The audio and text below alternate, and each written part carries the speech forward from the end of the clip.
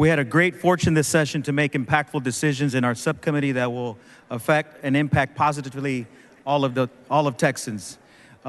In Article 6, in the Natural Resources Committee article, the bill increases by $703 million for coastal management and erosion projects, including members along the coast, $500 million for the Gulf Coast Protection District.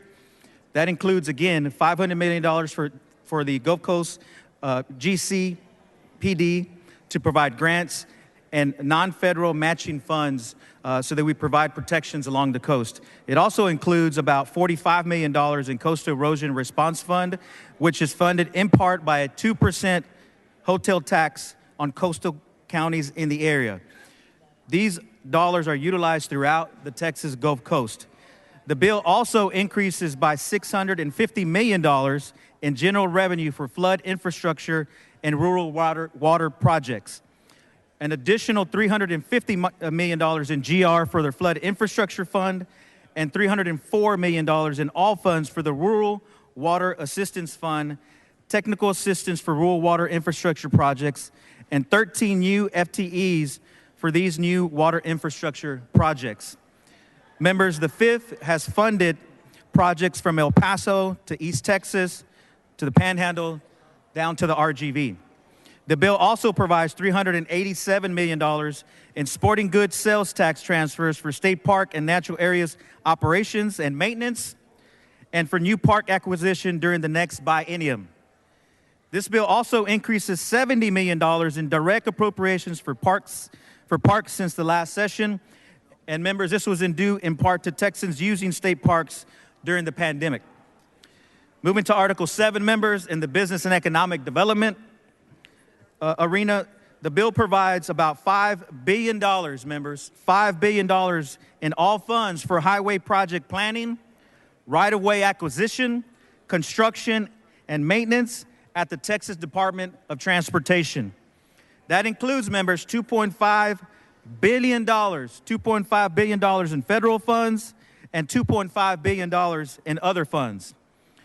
For the Texas Workforce Commission, the bill increases funding by $35 million in state match for the Child Care and Development Block Grant administered by the Texas Workforce Commission to draw down, members, an astonishing $2.4 billion in federal funds for the next biennium. There are still federal funds available in the CCDBG this next biennium, and this increase is matching funds that will help as the state transition from the post-COVID funding.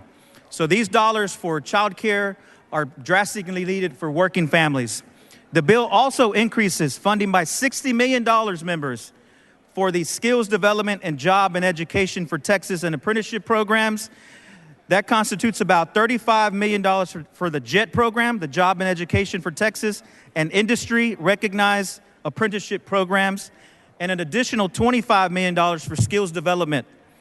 Members, in Article 8, in our regulatory agencies, the bill provides an additional $63 million for the Public Utility Council for the agency to meet the increased demand in services.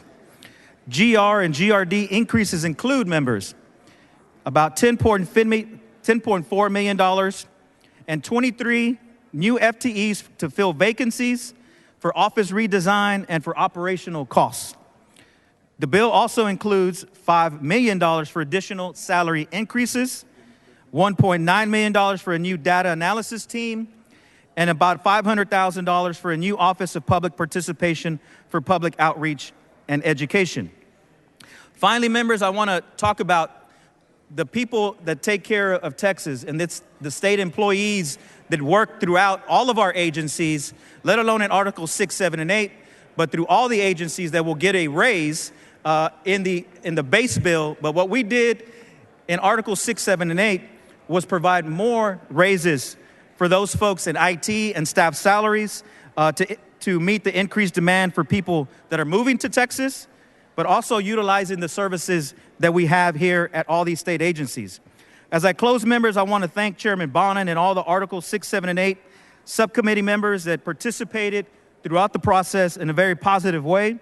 I want to highlight Vice Chair Cecil Bell, appreciate his work in the committee. He was an invaluable partner in talking and texting and trying to get to a good point on these salary increases. Representative Martinez Fisher, who contributed to the process as well. Representative Ed Thompson, appreciate his work. And Representative Steve Toth, appreciate the work that he did and contributed. Also want to thank the staff for their efforts this session, particularly all the HAC staff, the LBB staff, but our analyst, Elizabeth O'Connor, appreciate she's behind the rail, so thank you, Elizabeth. And also want to thank all of you for your time and giving us to explain the bill. And I thank you, Mr. Chairman,